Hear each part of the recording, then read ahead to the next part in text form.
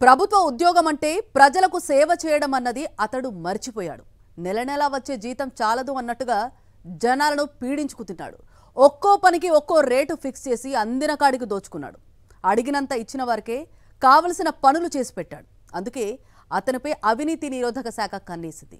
అనకొండలా ఎదిగిన ఆ అధికారి భరతం పట్టారు ఏసీపీ అధికారులు. ఇంతకీ అతను ఎవరు? ఎన్ని వెరకేసుకున్నాడు? కోట్లకు పడగలెత్తిన ప్రభుత్వాధికారి బయటపడుతున్న వరంగల్ డీటీసీ పుప్పాల శ్రీనివాస్ అవినీతి. కిలోన్నర బంగారం, 23 విదేశీ లిక్కర్ బాటిళ్లు, విలాసవంతమైన ఇళ్లు, 16 చోట్ల ఓపెన్ ప్లాట్లు, విలువైన వ్యవసాయ భూములు, ఖరీదైన వాహనాలు. ఫోటోలో కనిపిస్తున్న ఇతని పేరు పుప్పాల శ్రీనివాస్. ఉమ్మడి వరంగల్ జిల్లా డిప్యూటీ ట్రాన్స్పోర్ట్ కమిషనర్. ఆదాయానికి మించి ఆస్తులు పోగేశాడు. ఇతగాడు కూడబెట్టిన ఆస్తులు మార్కెట్ విలువ ప్రకారం 50 కోట్లపైనే ఉంటుందని అంచనా. అడిగినంత ఇవ్వందే ఏ పని చేయడన్న ఆరోపణలు ఇతనిపై ఉన్నాయి. ఇలా అనేక ఫిర్యాదులు రావడంతో ఇతనిపై ఏసీబీ అధికారులు ఫోకస్ పెట్టారు. శ్రీనివాస్ స్వస్థలం జగిత్యాలతో పాటు మొత్తం 5 ప్రాంతాల్లో ఏసీబీ అధికారులు ఏకకాలంలో సోదాలు నిర్వహించారు. కళ్లు బైర్లు కమ్మే ఆస్తులు బయటపడ్డాయి. ఆదాయానికి మించిన ఆస్తులున్నట్లుగా పక్కా ఆధారాలతో సహా గుర్తించిన అధికారులు ఈ మేరకు కేసు నమోదు చేశారు. హన్మకొండ పలివేల్పులలోని శ్రీనివాస నివాసంతో పాటు ఆయన బంధువుల ఇళ్లలో ఏసీబీ బృందాలు సోదాలు నిర్వహించాయి. భీమారంలోని ఆర్టీఏ కార్యాలయం, హైదరాబాద్లోని సొంతిల్లు, స్వస్థలం జగిత్యాలతో పాటు కరీంనగర్లోని బంధువుల ఇళ్లలో సోదాలు నిర్వహించారు. ఈ సోదాల్లో హైదరాబాద్లోని విల్లాలతో పాటు పలు ఆస్తులకు సంబంధించిన కీలక పత్రాలను స్వాధీనం చేసుకున్నారు.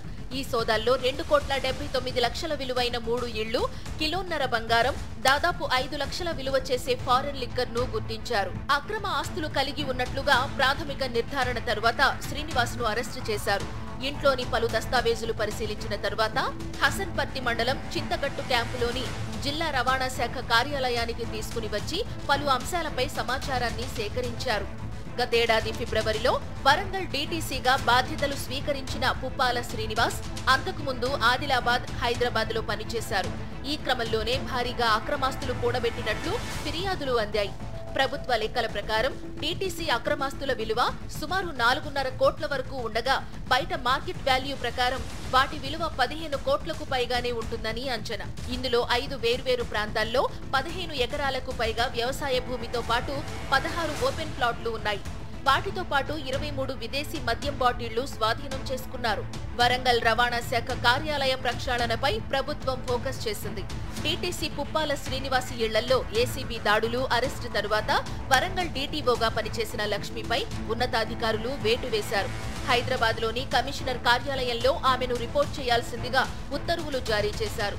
విధుల్లో నిర్లక్ష్యం వహించడంతో గతంలోనే డీటీఓ లక్ష్మికి వరంగల్ కలెక్టర్ నుంచి షోకాజ్ నోటీసులు అందాయి.